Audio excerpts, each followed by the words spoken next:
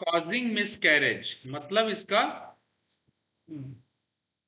गर्भपात कारित करना।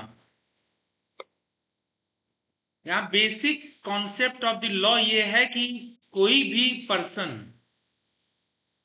बच्चे को जन्म दे सकते हैं, 1 2 3 4 अपनी मर्जी से, उसका उन्हें राइट है, लेकिन किसी भी बच्चे की मृत्यु कारित नहीं कर सकते हैं।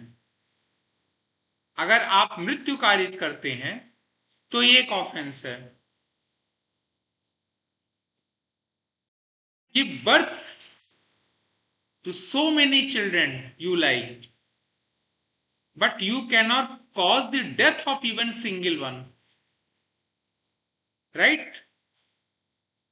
ये जन्म होना कब मानते हैं?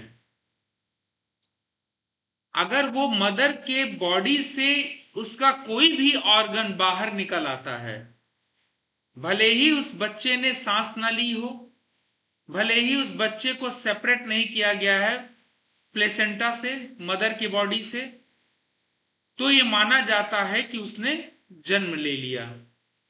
अगर ऐसे किसी बच्चे की डेथ की जाती है, उसकी हत्या की जाती, मर्डर किया जाता है, तो इन्फेंटिसाइड में आपने पढ़ा था उधर मर्डर में, ये जन्म लेने से संबंधित बात है, इसलिए आपको रिपीट कर रहे हैं। When a child takes birth, इसका अर्थ होता है कि when any organ of the child comes out from the body of the mother, although he might have not breath, भले ही उसने सांस न ली हो, भले ही उसने पूर्व रूप से जन्म ना लिया हो, has not been completely born. Complete born अगर नहीं है तो भी अगर उसके साथ मर्डर होता तो मर्डर की श्रेणी में जाता है। ये हमने मर्डर के चैप्टर में डील किया था आपसे। दूसरी चीज आपको यह बताई है कि अगर मदर के बॉडी के अंदर बच्चा है और उसके उसकी अगर हत्या की जाती है तो वो मर्डर में नहीं आता है, वो यहीं पे आएगा। मिसकैरेज, एबॉर्शन, इस तरीके की चीजें, राइट?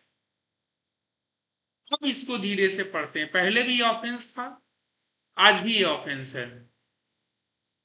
312 पहले सी में देखिए, mother is always mother, mother is set to the women who gives birth to the child, वो मदर है।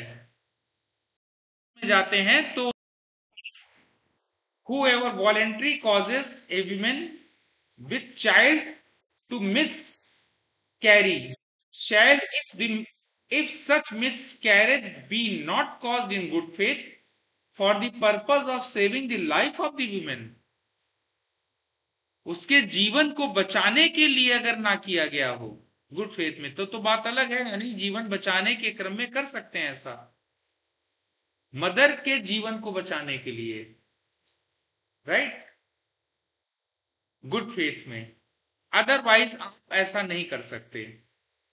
अगर आप ऐसा करते हैं तो 3 इयर्स की पनिशमेंट है इसमें। आगे इसमें बेटा एक सेक्शन लिखा, आगे वर्डिंग्स लिखी हुई है,